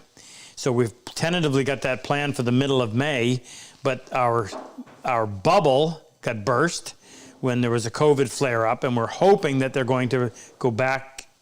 Anyway, it just keeps throwing monkey wrenches in our plans, but thank you so much for your support.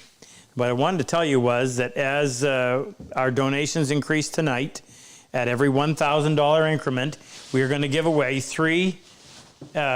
You can decide whether you want walnut or maple. 3 IBC chisels, the 3/4 inch, the 1/2 inch, and the 1/4. There's other sizes available. There's a 5/8, a 1 inch, a 3/8, and an 1/8 inch. These are premium chisels. I actually was the guy that designed them. I think they're the best chisels you can find. Now, that sounds terrible for me to say that, but I had worked with all these other chisels and I'd worked with other companies, and I just gathered in all the best features and came up with this. And people love them. We sell a boatload of them. So that's what we're giving away tonight. So put your name into the draw. It's free to put your name in. There's no obligation. We're also going to give away another dead cat sweater, which has become tremendously popular.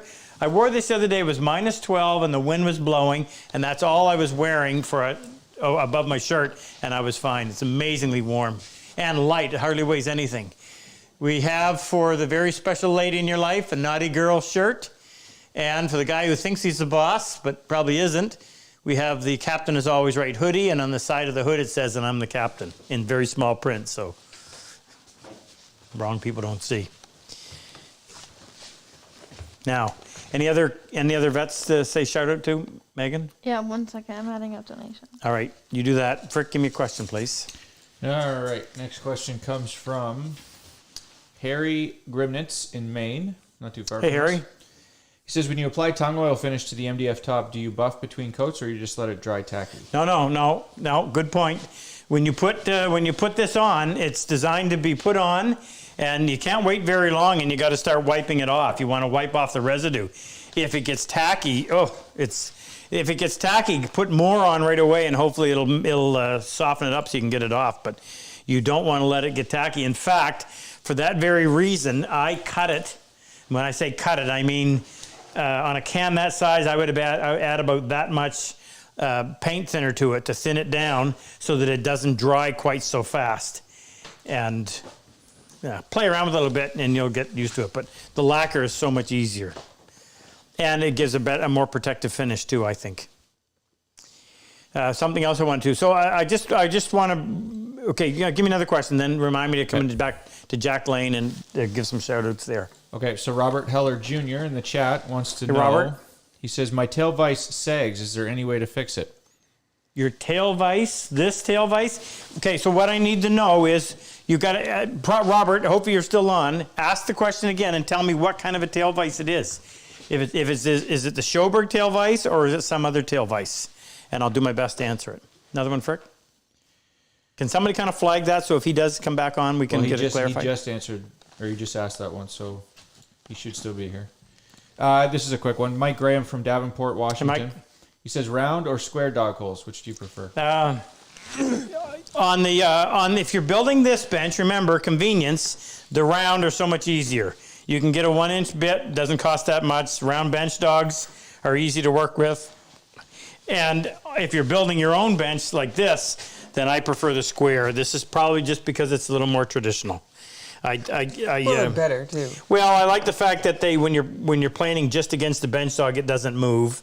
But that's probably not a big enough reason to go through the extra work involved in making square dog holes.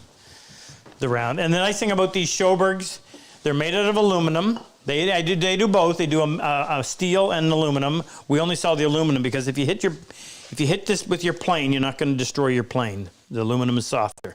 That spring goes all the way, so it'll hold your bench dog in any position. Now you want to avoid, since we're speaking about that, you want to avoid bench dogs like this. So this bench dog has this little wee bearing behind a spring.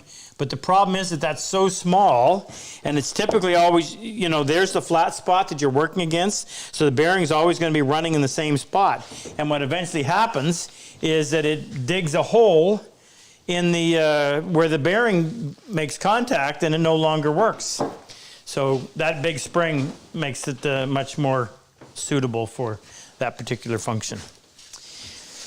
So, any other? Did he come back? I don't see it yet. Okay, so I want to shout out to some of the bench brigade. Can somebody pull the names out for me? Yeah. You have them? So Megan's going to get it, and I want to just mention what the bench brigade is. I woke up about a year ago. Like, are you talking about the list that Jack Lane sent me? Yeah. It's kind of.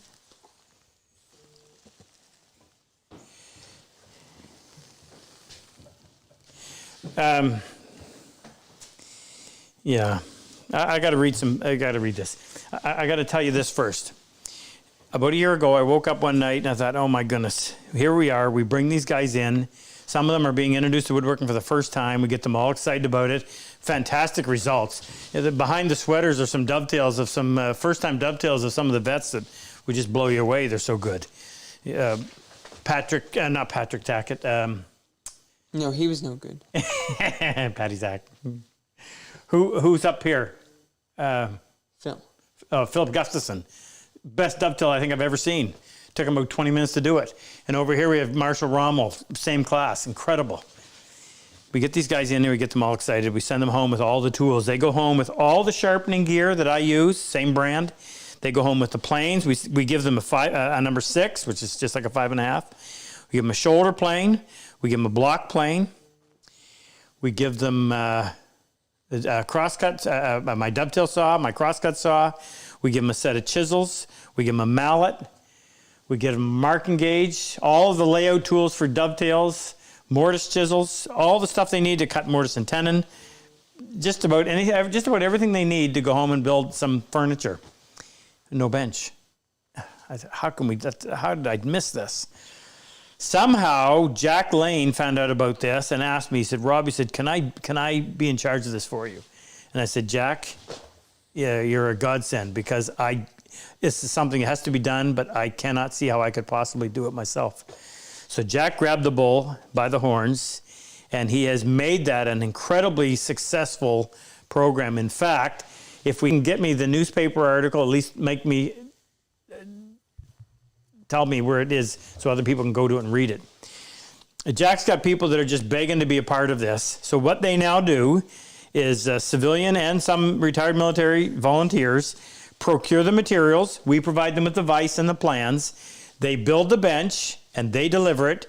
Jack coordinates who builds benches for who. We try to get them in areas that are close enough. But we've had guys that have driven 8-9 hours one direction just to be able to meet the vet that they're bringing that bench to. Fantastic. Talk about finding that last piece of the puzzle. So Jack and Chris Chahowski, There you go. who is, I would say he's Jack's right-hand man, and others. So I'm just going to read a list, and this is such a deserving shout-out. So Jeff Church, he built Zach Clayton. Now, Zach was in our class a year or two ago. Zach is in Hawaii, and Jeff flies for UPS. Am I right? Or FedEx? UPS. And he alerted UPS of what was going on, and they took care of coming and picking up the bench and shipping it and getting it out to Zach in Hawaii, which was fantastic.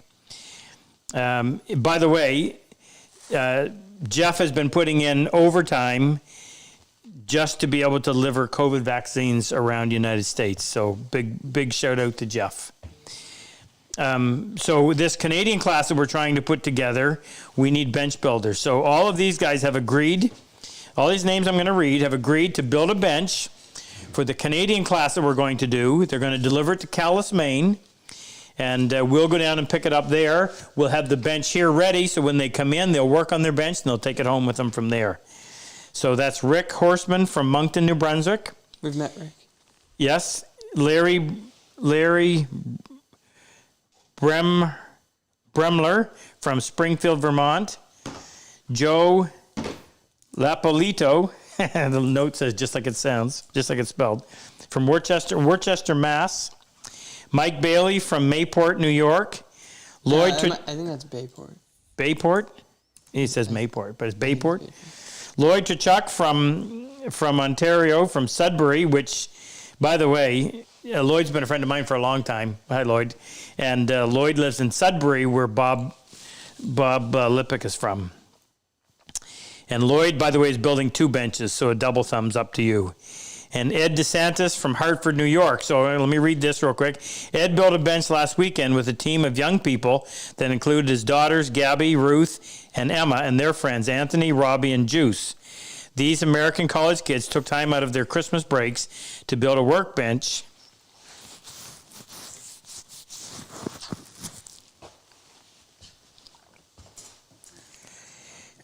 2 plus 2 is 4. For a Canadian vet, that's just cool. Family, friends, Jerry Mazzy, Britt Mazzy, Jerry's daughter, and a recent college graduate, and Matt Grant also lended a hand. Ed's wife, Marianne, supervised the operation. JK Lumber heard about the Purple Heart Project and donated the materials to Ed and have partnered with Ed and Rob to support the PHP. The web link to the news release, etc. Now, see if we can find that. Can that get posted, Frick? Bata Gallia Landscaping, I can't see, brought their smoker and cooked and donated lunch to the crew. You can come up here too. Oh, we already have our. We have a smoker We here. have an It's me. expert. Everyone signed the bottom of the bench. Andrew Patterson, LaGrange, New York, is a backup builder, and Wes Middleton from Schenectady. Now, Schenectady's a famous Schenectady because that's where Herman lives. Is a backup builder. And I was hoping to get a report on the Christmas card challenge. Haven't got it yet. Didn't all come in. Didn't get all the information. The mail's been a little bit slow, so we'll save that for 2 weeks' time. Frick, question.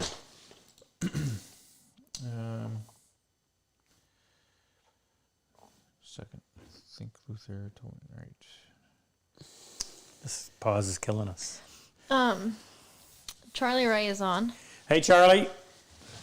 Charlie is and Derek are. I think their bench is done. I think Yeah, I just Derek's read. on. Pardon? I think Derek's on. Hey, Derek. Happy New Year, brother. Danny's on. He Danny says that Bell? Ellie and Mila say hi. Say that again. Ellie and Mila. say Ellie and hi. Mila. What? No stinker? I don't know. But he wanted to make sure the dead cat sweaters weren't Mr. Tinklesworth.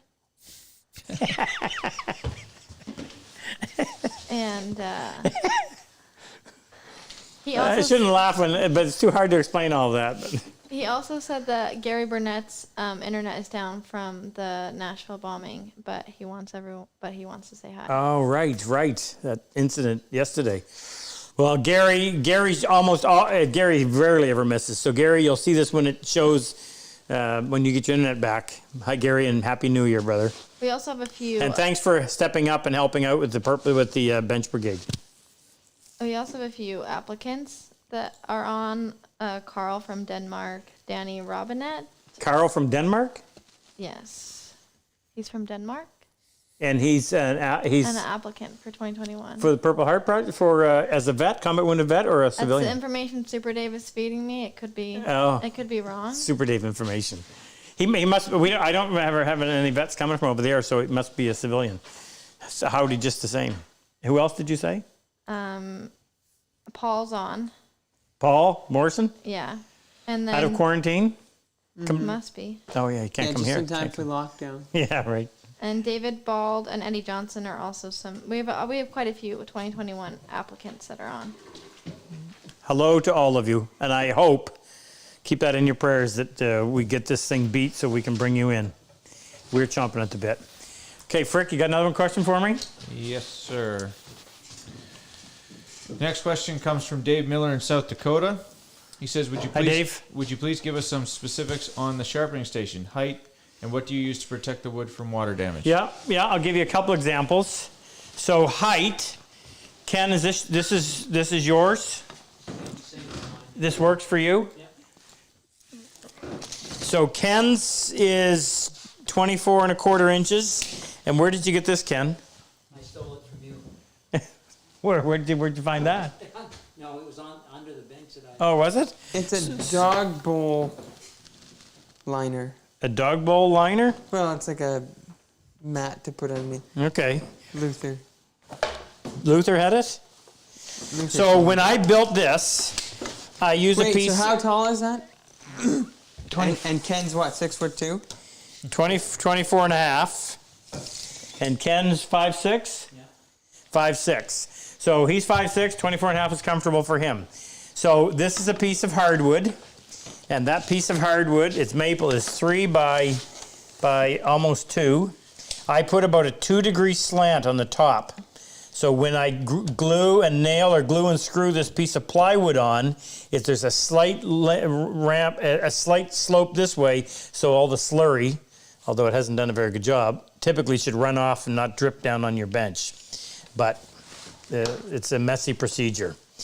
Anyway, this is a piece of 3/4 inch exterior plywood, and that's sticking out 12 inches, and it is 17 inches wide. I round the corners off just because you know if you leave them square, you'll have those indents in your knees. No, it goes the other way. It has a lip. Okay, now over here, mine is a little bit lower. Mine's 24 inches, a little less than that. This is a Sharpening Pond by Shapton that Jake uses. He just has it on here whenever we're doing a lot of work because it contains the mess. But typically, mine just sits on there. I have a piece of rubber, and I just made the rubber go up the back so that it would keep some of the dirt and grime off of my bench. Now mine is a little fancier. If you look underneath in here, I've got a big piece of, it's not really mahogany, but we'll call it mahogany in here. And there's a bolt that goes through this, through the other piece, and it's just tightened from the other side so I can raise it and lower it whatever height I want. These clamps that somebody put on here that aren't holding anything are just on there to hold that piece of rubber that apparently was sliding down. We can figure out a better way of doing it. So that's all there is to it. It's just glue and screw so that it's nice and strong and doesn't bounce on you. I think you've got to use at least 3/4 plywood. Other than that, it's going to be too flexible. And it's just cantilevered out from your bench. That's all there is to it. Really simple. I think we actually did a video. We did a video on There's a that. YouTube on We it. did a YouTube on making that. Can he put a link in? If we can, we'll add a link, and it'll take you to it, and you can watch it where we go through and build the whole thing. It's all there. Next, Frick. Next one comes from George Kairitis from California. Could you please explain how you constructed the jig that you used on your Cosmon workbench video for the glue up of the legs?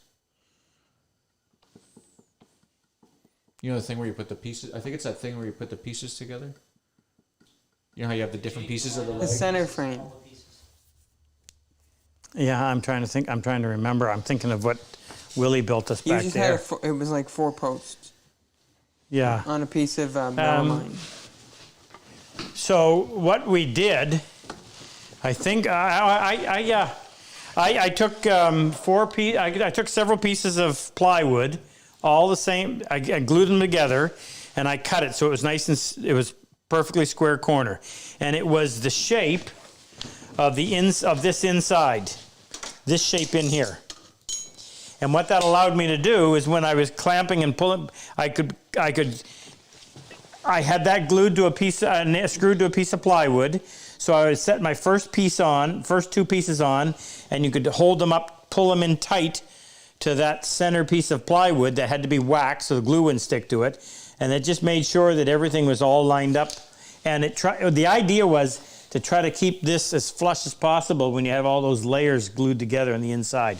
The nice thing about using a staple gun as a clamp, you put your glue on the piece, you push it in place, press down with the nail gun, give it just a second for the pressure to spread that glue, and then hit it with pull the trigger, and when the staple goes in, the 2 pieces have already been pulled together and the staple holds them there. And it's just a really quick clamp. You're not relying on that to hold it together. Once the glue sets, 2 pieces of wood glued together will create a joint that is stronger than the wood itself. So that's why I say you turn 5/8 plywood into 2 1/4 inch thick plywood when you're done, particularly if you're using the Baltic birch. But simple little jig. Piece of plywood, cut yourself 4 pieces that are the exact same size as the inside of that, glue them all together, true them up, wax them so the glue doesn't stick, and then you just clamp all your pieces around it. Now, I think we did this in the video, so if you want, and you can get this in 2 different methods. I'm walking around looking lost because here it is. So you can get this either in this format or on demand.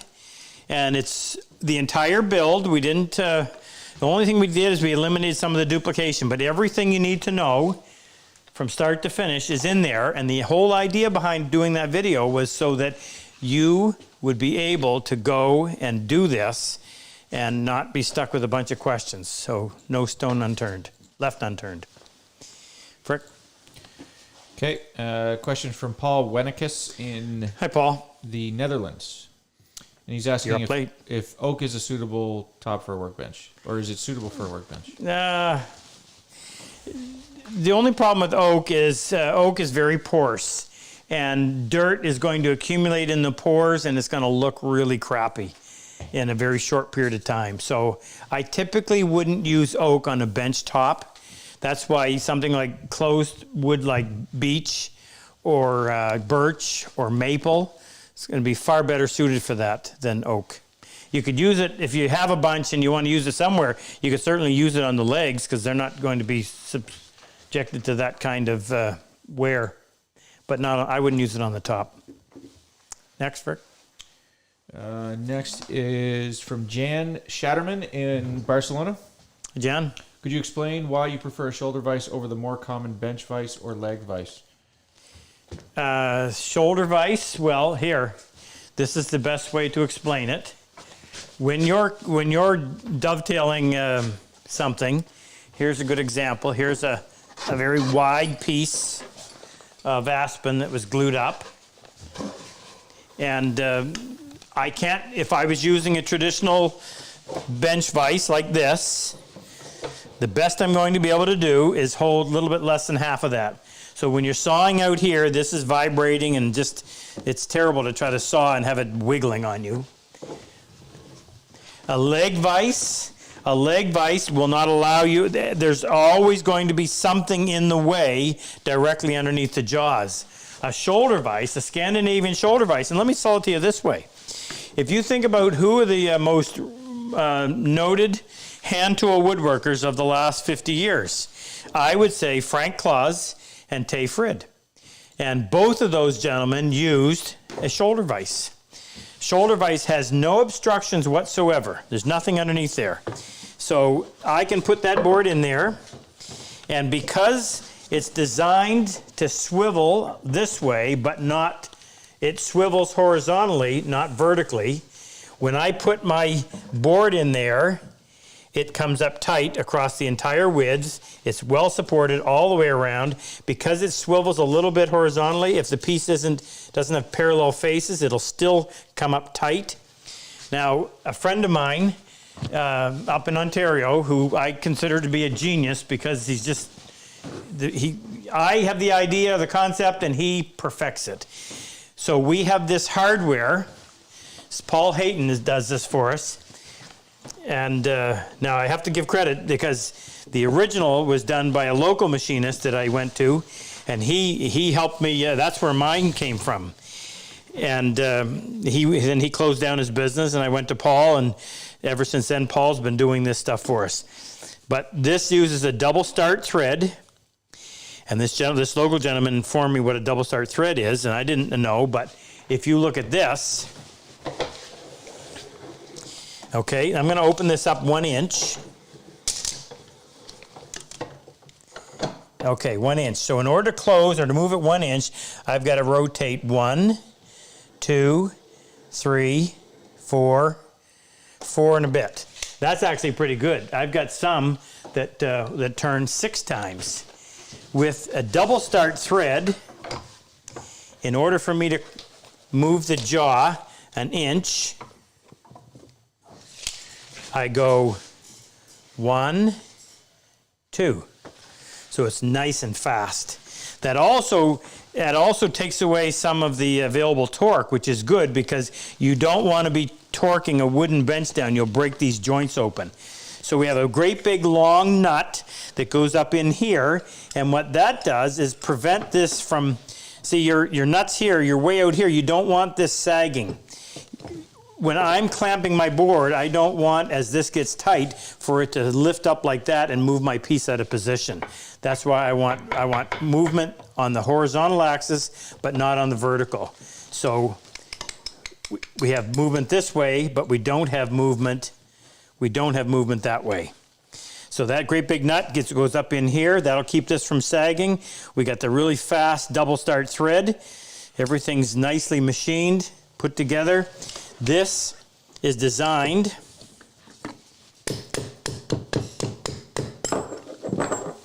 so that face goes on here, sideways like that. And then as this slides in, all of this reference area references against this area, and that's what keeps it from drooping on the vertical axis. But there's enough room for it to move a little bit on the horizontal axis. Expensive gear, but custom made and works great. And those are back in stock as of about a week ago. And we also have the same setup for this is where you really want the speed on your tail vise. You don't want to be spinning this thing 100 times. So to be able to move 2 inches for 1 inch for every 2 rotations is a big deal, because you can really whip that thing in there fast. Now, how do we get? Oh, so that was the original question was, why do I like the shoulder vise? Because you have no obstructions in here whatsoever. Just fantastic. And the fact that it tilts a bit. And yes, the fact that you can grab something that does not have parallel faces. Now, people say, doesn't this get in your way? Well, you know what? When on my first bench, if you look over here, I made this with an available opening.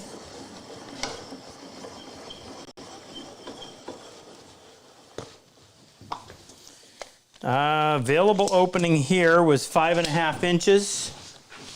Never used that amount.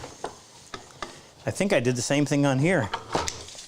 No, well, that's down to 4.5 inches. I just realized that, you know, you probably never use much more than 2 inches and less. So, but this does not get in my way at all. This is probably perfectly positioned for when I dovetail. You may even see me sometimes, I'm resting on here when I'm cutting if I'm really wanting to be careful. Great, great. The recommendation for me will always be your ultimate bench should have a shoulder vise on it. But you got to get started. Huh? A Scandinavian style shoulder. Scandinavian style shoulder vise. You get started. You got to make your Cosmon bench so you can get at it right away, and you're not waiting. Next, Frick. All right, probably our last one of the evening comes from Hera Puzo in the chat. He says, can you elaborate on the CA glue trick to add hardness to your bench top, please? Yeah. And it's only 10-2, Frick. What are you talking about? No, it's 6 minutes. It's 6-2, and we still have a draw to do. Okay. So let's find. Megan told Frick to say that. Well, what about upstairs? Is that going to get? Did we hit the number? Did Super Dave set a boundary for that? Oh, Super Dave said $1 million. What?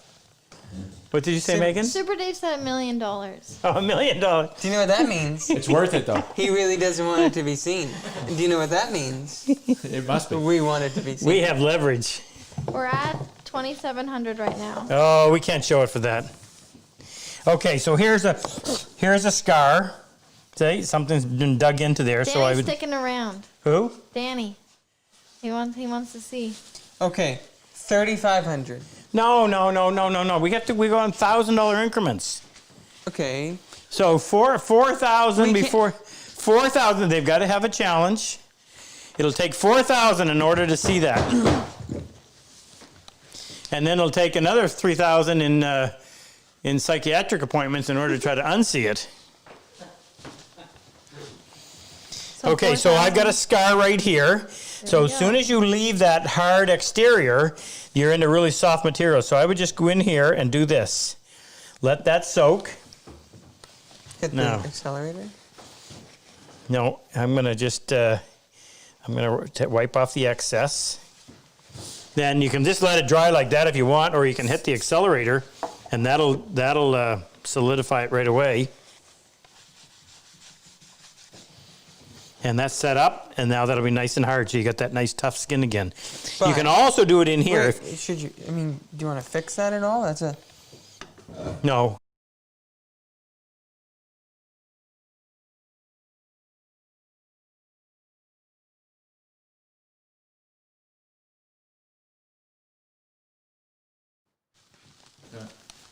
And they need to pour some more maple syrup into the moose running the internet there. You guys, I hope you're reading all the comments. Super Dave. Wait now. What do you see? Tell me if we're back. Wave. I don't have sound. Okay. Ken says we're back. Yeah, we're good. All right. So what part got left off? You were just starting to talk about the bench dogs. The Bench dog dogs? bowls. Dog bowls. So if you want, and cyanoacrylate's not cheap, but it does go a long way. You can saturate, I at least saturate the top part of the hole. And I didn't mention this, but I also cut a quarter round on there too. Just any kind of a sharp corner on MDF is going to get beat up. So I radius everything. And you can go down in there and you can at least saturate the first inch or so, and that'll protect that and keep that from getting beat up. Okay, so where are we? We're ready to draw? What did not we? Quite. No? I'm just organizing the news. All right. Have you got Gotta another get question that for me? 4K. No. It's gonna be worth it. I think we got everything on the list. Ken? What, Rex? Oh, you had that email. Yeah, that email though. The kid. Oh, yeah. Where's that? Right here. Do you have it? Yes. So this was pretty. So take this as a nice little Christmas message. So I got this email yesterday, and I asked for permission to read it. So this is from Adam Terrell, and just out of the blue, he said, "My son, he's 10. My son's present to me was $40 to donate to the Purple Heart Project or to buy tools from you. It was almost all of his spending money. Before COVID, he would collect cans and bottles. He would then use the money to mostly donate to different charities of his choosing." Now remember, he's 10 years old. "He watches your videos with me and was very into sending the Christmas cards to the 2 different veterans that you requested. I hope you and your team have a great Christmas." So I emailed him back to get a little more information, because I said, there's enough crap that we have to hear about in the media all the time. Let's have something really nice and positive, and that was as good as it gets. So I went in. What's Adam? Let me see if I can just find this real quick. Sorry, I didn't have it ready. Here it is.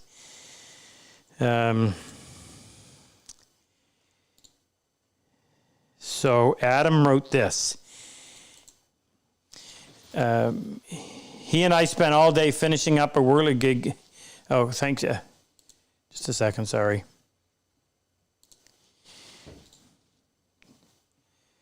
You're still working on that, right, Frick? Mm-hmm.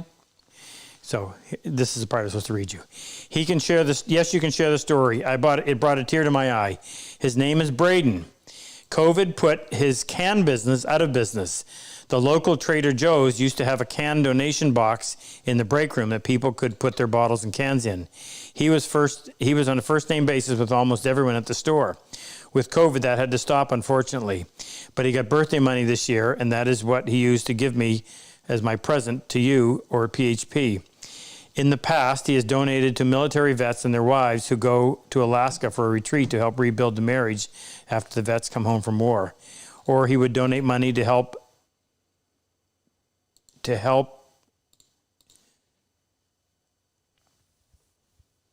I can't quite understand what he said. Or he would donate money to help buy livestock for families over in developing countries. One year, a co-worker had organized a fundraising drive to help families in need during this time. He donated every single penny to his name. I thought it was odd that he wasn't talking about doing anything this year, but now I know why. I agree that as a society, we need to focus more on the positive and block out the negative. Thank you for doing what you do. Hopefully you will get to continue Purple Heart Project soon. Wish everyone on the Cosmon team a very Merry Christmas, Happy New Year. So I didn't get this to Megan in time to get it up on, but let's see if we can show it to, see if Jake can pull it. So there's Braden, and that was a whirly gig he was making for somebody for Christmas. Do you see it? Mm-hmm. And here is the Christmas card with the money. I don't think you can see the writing, but 10 years old. That's pretty remarkable. A lot of good people left out there. We might win this yet. Now, are we ready, Frick? Not quite. Not quite. Then give me another question. Well, I can't do 2 How about any more vets on? Josh Rodriguez, I don't know if you mentioned. Yeah, I did mention Josh. Oh, here, let me tell you some stuff that you can Joe get. Bright. Joe Bright? I just talked to Joe yesterday. Joe is a hero. I read his commendation, and Joe is right up here. Joe, I've warned you more than once out there. Maybe you scored a goal. Don't forget to sign up. You still have time to get in for the draw on the 3 chisels. We've also got a draw for the Dead Cat sweater, the Naughty Girl, and the I Am the Boss. The vices are in stock, so if you're building a bench, I forgot to know this. These are the Wood River bench casters, but as they come, they bend. They will not support the weight of that bench.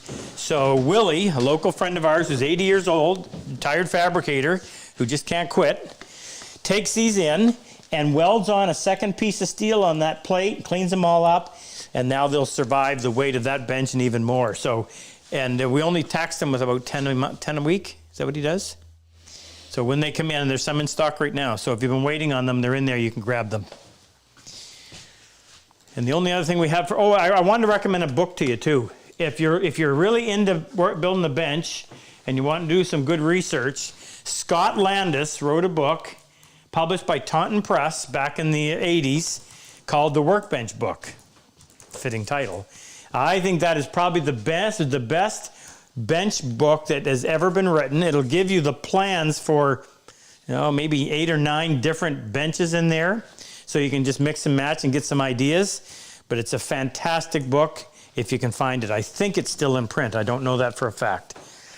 Check out whoever it is that sells used books. Now, Frick? Yep, I'm ready. All right, so let's start off with the dead cat. So this first name is for a dead cat job, and if you're winning a garment, get a hold of us so we can match up the size that you want. The dead cat goes to who? Dead cat goes to Joseph Anderson in Arizona. Joseph Anderson. Well, you know what? Arizona gets cool nights, and it's you'll love it. And thank you to Moose for sponsoring it for us. Naughty Girl. Our naughty girl this evening is Jeremy Adenstedt from New Brunswick, Canada. Jeremy, really? It's missing an R. He's the guy that made the flag. Oh, yeah, Jeremy. All right, let us know, Jeremy, what size you wear. And the hoodie, Captain Hoodie. That was our first New Brunswick winner ever. Yeah. Dean Walker from Texas. Hey, Dean, congratulations. Let us know what size. Now, how many sets of chisels are we giving away? We're at $27.50. So 2 sets of chisels. Unless somebody wants to bump that up real quick and make it 3. What do we need? A $250 donation? Did you say $27.50? Yeah. Can we do the math on that? That's a good math. All right. Let's give away 3 anyway. All right. Our first one is Kirk Evans in Hartford, Ohio. Kirk, congratulations. Second one. Next one is Barry Reed in Northern Ireland. Hey, Barry. And last but not least, Mrs. Claus said make it 3. oh, Mrs. There we go. Thank you. And that goes to Richard Welsh in Northampton, United Kingdom. Wow. Richard, so 2 across the pond. Awesome. Is that it? Nothing else to give away? Don't forget to get your maple butter. I've been selling a lot of that lately. Everybody's wanting to get has a sweet tooth. And I want, in closing, I just want you to have one last look at this before it goes up. This is not the Super Dave one. So this is Jesse Paratus. Did we want to tell them the title of the painting? What is the title of the painting? It's the scripture, John 15:13. Greater love hath no man than this, that a man lay down his life for his friends. Awesome. Awesome. That'll find a spot on my office wall. And a big hello to Jesse. Brother, love you. Thank you, everyone, for participating tonight. Thank you, Luther, out in San Diego. Super Dave in New York. Jake, Megan, Frick, Ken, Rex, I think Loren and Annika are on tonight. If you get a phone call from Loren thanking you for your order, she's my daughter. Be nice. And have a happy new year. We'll see you in 2 weeks. We've got some really good YouTubes that are coming up right away. Will be released next week on topics that we were talking about tonight. Anybody else got anything to say? Good night. Have a good night, folks. Thanks for your support. Dun,